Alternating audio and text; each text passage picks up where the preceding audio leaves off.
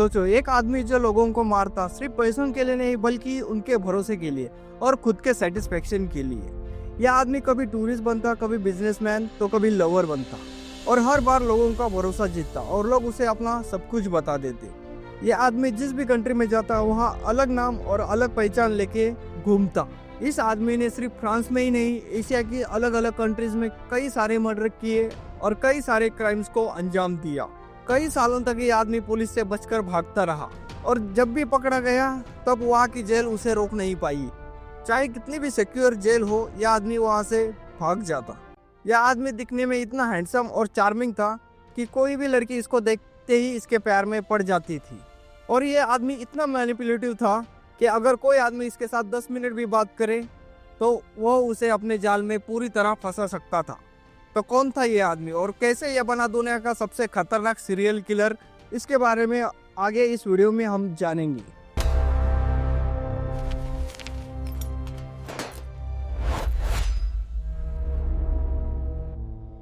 उन्नीस सौ 44 में वियतनाम में एक बच्चा जन्म लेता है जिसका नाम था चार्ल्स शोबराज। उसके पैदा होने के कुछ महीने बाद ही उसके माँ बाप का डाइवोर्स हो जाता है।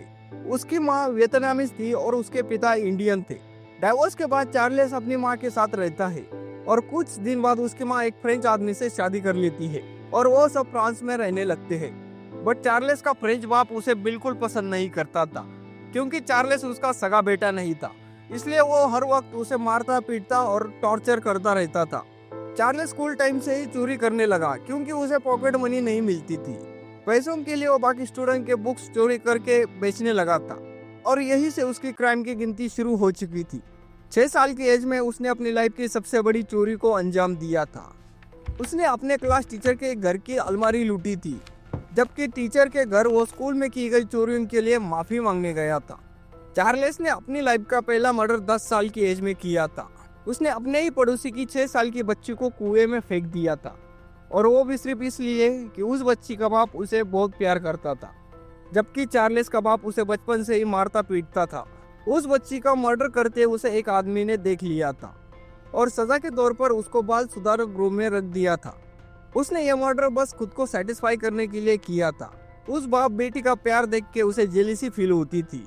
पूरे 5 साल बाल सुधारक गृह में बिताने के बाद चार्ल्स फिर से घर आता है और घर आके उसको पता चलता है कि उसके बाप ने एक गर्लफ्रेंड बना ली है, जिसकी वजह से उसकी माँ हर समय रोती रहती है। तो चार्ल्स ने अपने बाप की गर्लफ्रेंड को अपने प्यार के चक्कर में फंसाया। चार्ल्स दिखने में काफी हैंडसम और चार्मिंग था। कोई भी लड़की देखते ही उसके प्यार में पड़ सकती थी। एक दिन उसने अपने बाप की गर्लफ्रेंड, जो कि अब उसकी गर्लफ्रेंड बन गई थी, उसको एक जंगल में घूमने ले जाता है और वहां जाके उसका रेप करता है और फिर गला दबा के उसका मर्डर कर देता है और फिर लाश को एक पेड़ से लटका देता है जैसे कि उसने खुद को फांसी लगा ली हो। और इस बार भी उसको मर्डर करते एक आदमी देख लेता है और इस बार भी पुलिस पकड़कर जज के सामने ले जाती है। चार्ल्स जज को बताता है कि वो ये सब अपने बाप के टॉर्चर की वजह से कर रहा है। चार्ल्स दिखने में अच्छा था और अभी सिर्फ 16 साल का था, इसलिए जज ने उसे 2 साल के लिए हाउस अरेस्ट किया और उसे एक फीमेल साइकोलॉजिस्ट काउंसलिंग देने लगी। कुछ ही दिनों में उस साइकोलॉजिस्ट को भी चार्ल्स से प्यार हो जाता है क्योंकि चार्ल्स बात करने में काफी माहिर था और दिखने में भी काफी अच्छा था। 1975 में चार्ल्स अपने दोस्तों के साथ थाईलैंड आता है और यही उसको द बिकिनी किलर का नाम मिलता है। चार्ल्स पटाया बीच पे घूमता था, दूसरे देश से आई फीमेल्स को अपनी फ्रेंडशिप के जाल में फंसाता था और फिर उनसे मिलकर उनके ड्रिंक्स में नशे की दवा का ओवरडोज देता था और उसके बाद उनका रेप करके उनका मर्डर कर देता था और फिर उनके पर्स से पैसे और पासपोर्ट चुरा लेता था। मर्डर के बाद उनको जला देता और पटाया के बीच में फेंक देता था। ऐसे उसने बैंकॉक में कुल 6 लड़कियों का मर्डर किया और सारी लड़कियां बिकनी पहने हुए मिली थी, इसलिए चार्ल्स को द बिकनी किलर कहा जाने लगा था।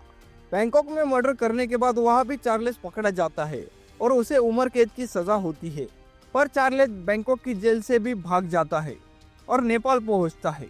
नेपाल में चार्ल्स अपने हार्ट की सर्जरी करवाता है और आप जान के हैरान हो जाओगे कि सर्जरी के समय जब उसको खून की जरूरत थी तब 45 लड़कियां अलग अलग देश से उसको खून देने आई थी। काठमांडू में जिस होटल में और रहता था उसके बाजू के कमरे में एक कैनेडियन कपल रुका था। शोभराज उनसे दोस्ती करता है और बातें करने लगता है और सिर्फ 2 दिन में ही वो लड़की शोभराज के प्यार में फंस जाती है। शोभराज उसे अपने साथ चलने को कहता है और दोनों प्लान बनाते हैं कि शाम को 7 बजे पहाड़ी के पीछे मिलेंगे और वहां से भाग जाएंगे। वो लड़की जब अपना बैग भर रही थी तब उसका बॉयफ्रेंड उसको देख लेता है और पूछता है कहाँ जा रही है। तो लड़की उसको सब सच बता देती है। तो उसका बॉयफ्रेंड उसको मारता है और रूम में लॉक कर देता है और खुद शोभराज से मिलने पहाड़ी के पीछे जाता है।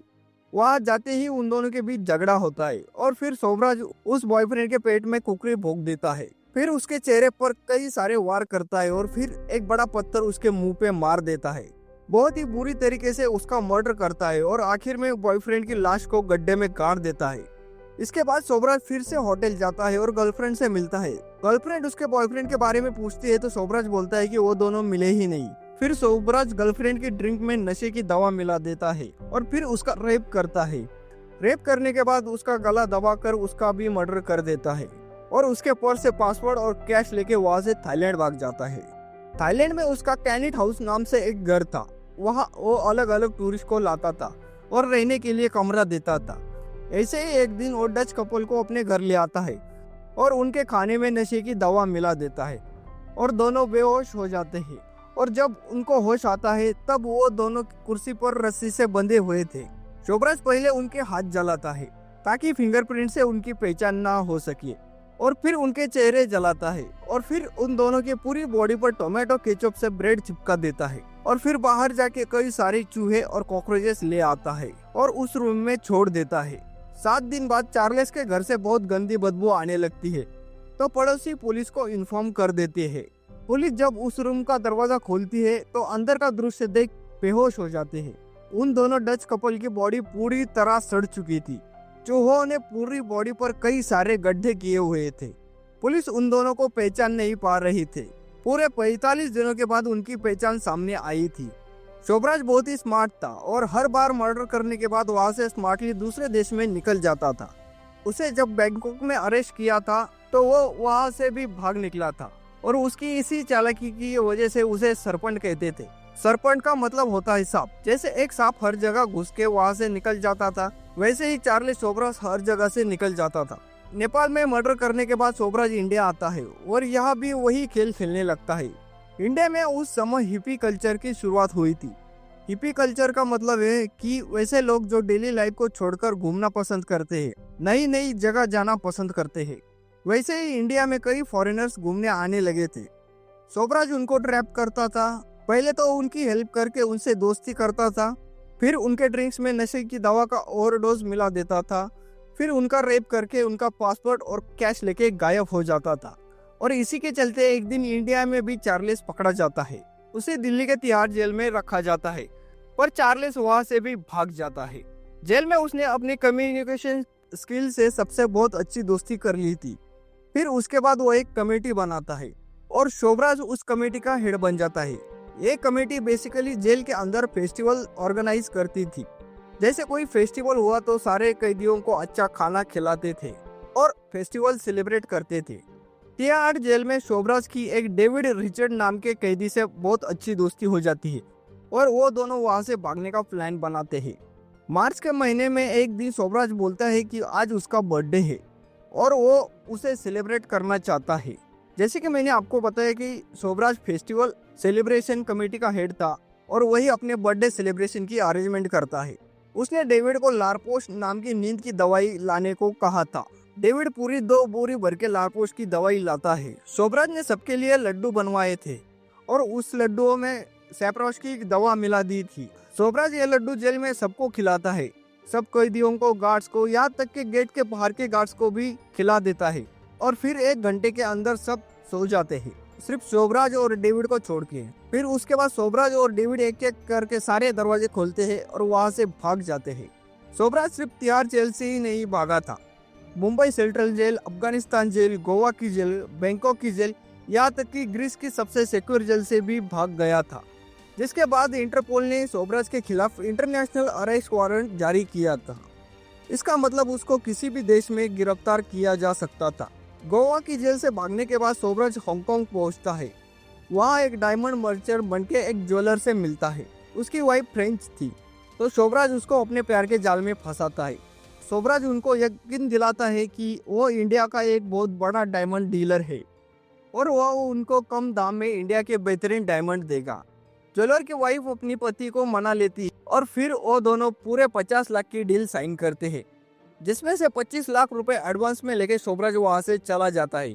पर सिर्फ 25 लाख में शोभराज मानने वाला नहीं था, इसलिए वो नकली डायमंड्स की डिलीवरी हांगकांग भेजता है और बचे हुए 25 लाख भी उस ज्वेलर से ले लेता है। ज्वेलर जब उन डायमंड की टेस्टिंग करता है तब उसे पता चलता है कि सारे डायमंड्स नकली है, पर तब तक बहुत देर हो चुकी थी।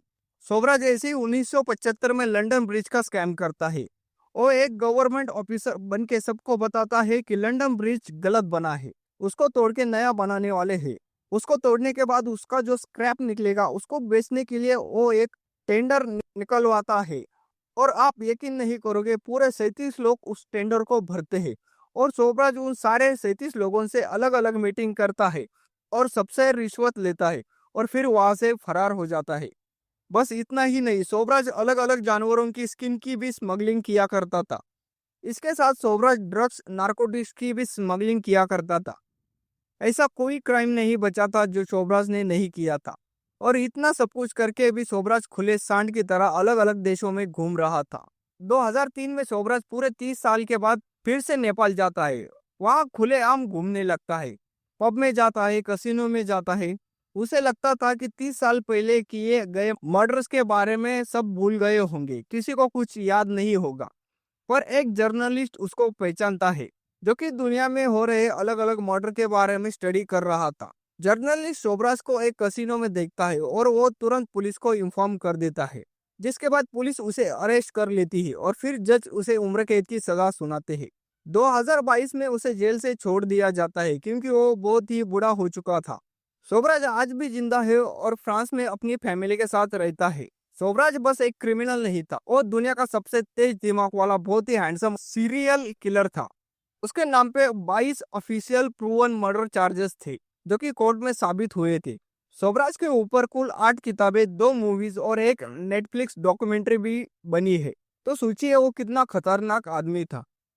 तो ये थी कहानी दुनिया की सबसे बड़े सीरियल किलर की। अगर आपको ये वीडियो पसंद आई हो तो वीडियो को लाइक करने के साथ साथ चैनल को जरूर सब्सक्राइब कर देना।